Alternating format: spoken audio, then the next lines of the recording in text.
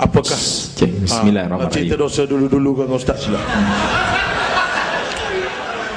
Ya. Ni Ustaz daripada saya punya pandangan sendirilah. Tak tahu pertanyaan sendiri. Tak masalah. Tengok mu nak pandangan Ustaz dah kena.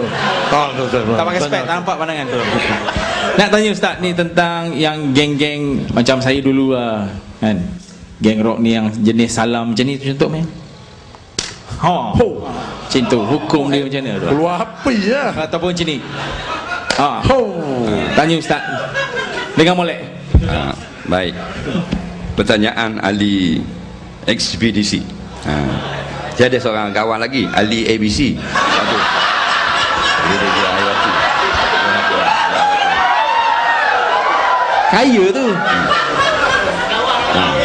Tapi dia tak rambut panjang tu. Dia janggut panjang. Baik. Ali memberi satu persoalan. Biasa saya mak rock, mak metal. Nah, geng-geng metal ni bila jumpa gak ni salam gini. Bukan salam gini. Tidak salam gini, tapi pauk jari. Kadang-kadang pak dia tepuk.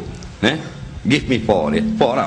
Five. Nah, pasal dia main bunga api, putus je. Tinggal pak. Give me 4. Baik. Give me 4. Baik.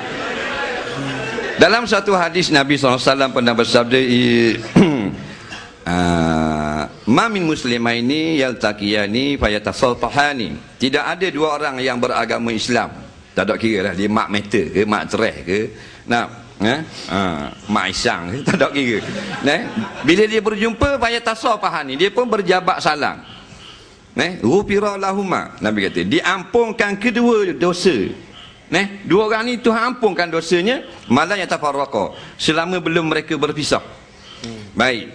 Ulama-ulama mengatakan ada tak dalam hadis ni tunjuk cara bersalam lagu mana? Tidak ada. Dalam mana-mana hadis pun Nabi hanya kata kelebihan berjabat salam. Arab panggil sobhah. Jabat salam. Nampak? Rupa berjabat tidak ada rupa. Dalam hadis memang tak ada gambar. Maka ditanya ulama pun jelas, panjang cerita. Di antaranya disebut dalam kitab Syekh Nuruddin Al-Banjari, Al-Maki Adabul Musafahat, ada adab berjabat salam. Sekurang-kurang berjabat salam tepuk tangan aja. Tapuk tangan dan tapuk tangan. Mana kalau tapuk tangan dengan siku ada panggil jabat salam. Bila gini hasil dah hadis tadi, ampun dosa. Kemudian wajib tak kena pegang gini? Tidak wajib. Sekurang-kurang sentuh sahaja. Maka kalau pegang hukumnya harus. Nah, setengah ulama dia kata sunat kita tekan sikit. Itu bukan hadis. Tapi pandangan saja, tanda mengerakkan. Tapi kadang-kadang dia tekan sangat. Nah, siapa kawan kalian?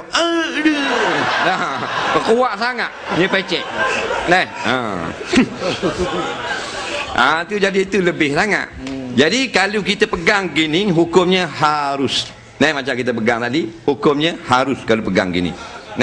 Yang tak bolehnya jika deras mengikut orang kafir, macam sek-sek rap jumpa gini khepuk wisuti. Dah. Tu jelas tiru orang kafir. Kalau jelas sangat itu memang menjadi kebanggaan orang kafir, jangan kita tiru. Kerana man tasyabbaha biqaum fa innahu minhum. Janganlah tiru orang kafir sangat. Takut-takut kita masuk kumpulan mereka. Jadi kalau setakat pegang gini, tidak ada lagi kita dengar pandangan mengatakan haram. Kalau tepuk gitu sebaik-baiknya elokkan. Tepuk tu kalau baik, kalau pun tak ada orang kata haram, tapi ramai sangat orang kafir dia suka tepuk gitu. Jadi kita balik kepada sunnah, mulut beri salam dan tangan pegang. Mu nak kemah tak ada masalah. Jadi kita semua ada benda kekurangan, kita baiki lah.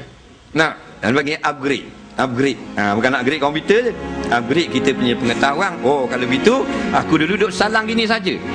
Yang terbaiknya Assalamualaikum, dan kita pauk gitu. Wallahu a'lam. Baik, tak apa yang kau dah buat dulu tu kau tak tahu, tak apa, dimaafkan lah.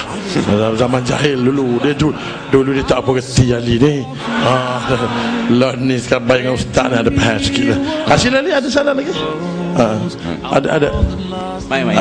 Tak ada. Okey, tak ada, kita baca soalan banyak ni. Soalan ni.